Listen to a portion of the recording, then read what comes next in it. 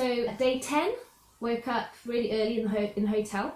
Can say hotel now, it's not a hospital. Sleeping patterns are still a little bit off, so I think Jamie was about 4, I woke up about 5 or 6. You know, once he's moving around, I don't really sleep much then. Chilled out in the morning, we're going to head for breakfast, so we just thought we'd freshen up. Jamie still can't shower because he's got the pad on the back of his head, which we're going to try and find some more today. Still, the stitches came out yesterday, so it's a little bit oozy and weeping a little bit now, the wound itself. All still healing really well, but yeah, we still want to keep it covered, and the doctor said to still leave it dry for a couple of days. So freshening up this morning, and he's in the bathroom for ages, to the point where I'm kind of like, is he okay? Should I go check? So I sort of knocked on the door, and as I opened the door, he's literally splashing water around like a toddler, flicking it all in his face and over his head. Something to do with the sensation in his scalp. So as the feeling in the scalp's coming back, the sensations are coming back, and apparently the cold water in his head just felt really weird and crazy. So yeah, I walked in and he's splashing water around. That was really funny. Yes, how did you feel this morning? I wouldn't wish any of this on anyone at all. Like all the brain surgery and all the trauma and all the grief. But there are parts of this which are really good fun. I've said it before. It's like when I was learning to walk again. It was like being a toddler taking its first steps, and so much more of it is exactly that way. It's literally like being a child again. Obviously, you've still got who you are as an adult in here, kind of thing. But everything else is like brand new. It's like I don't want to be religious, but it sounds like you've been reborn, kind of thing. Like this morning, I didn't have a shower because we got to get more pads for the back of my head. So I figured I'd just freshen myself up and we go out, get some breakfast, come back, and I'll sort myself out later. So I had some cold water running in the sink. I just splashed it on my face and it was nice. And then I went up over here to sort of clean up my hair a little bit. And this is all really hypersensitive at the moment, I didn't realise. So as I went like that and I went all up on those freezing cold, like a little kid does for the first time, I just went, I had this massive head rush and I went really, really dizzy. But it was really, really fun. So I was like, oh my God, that was amazing. So I sort of steadied myself and wiped it all off. And then I did it again. Then we went for breakfast.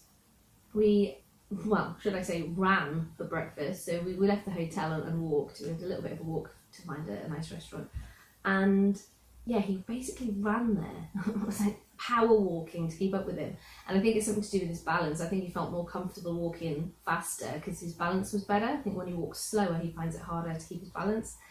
So we ran for breakfast, and then for the whole of breakfast he was just sweating. And once he starts sweating or he gets hot, he then finds it really, really hard to cool down. He was just dripping at breakfast, which was really pleasant, very lovely. Yeah, something interesting we've just only really noticed since we left the hospital. It's just that sort of temperature and control issue. But again, nothing really that we're concerned about yet, but we'll see how it goes in the next couple of days. Yeah, so after breakfast we had a nice wander back to the hotel. Popped into a few shops. It was really nice. Again, weather here is beautiful, so it's just nice to have a little bit of a stroll. And yeah, just chilling out today. It's a weird kind of tiredness that comes with this that I'm experiencing. It's not really a physical tiredness, it's more of a mental one. I assume it's because of the lack of cerebral fluid that I have here at the moment. It's getting easier. It's kind of like having a really big resistor between your brain and the outside world. So I was watching one of the vlogs yesterday. One of the first times I saw myself smile at a joke that Lucy cracked was the jugs one. I get off the drip today as well. Drink as much water as I can. Jug 2 of 4. We love jugs. It took like 2 seconds from her to crack that joke, for it to go in and then come back out and actually make me smile. But that's what we're dealing with when you're in here. So I'm not physically tired all the time, I'm mentally tired all the time. But the tiredness is around here as well, my eyes, because my cavernoma was on the optical nerves, not the ones that take the light in, but the ones that control the eye movement around here. So I get a lot of strain around here.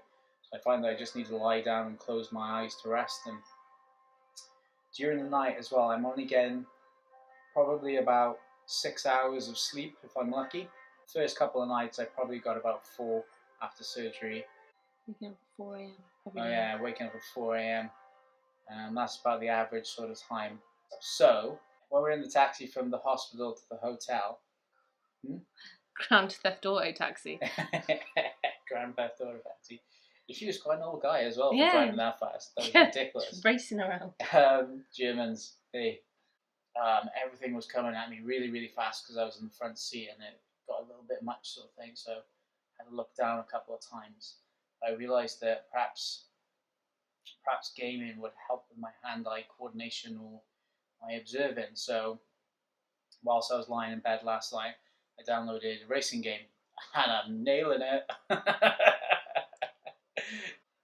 Walking's still dodgy, obviously it doesn't help with that, but I'm wondering whether or not that will help sort of push a little bit further.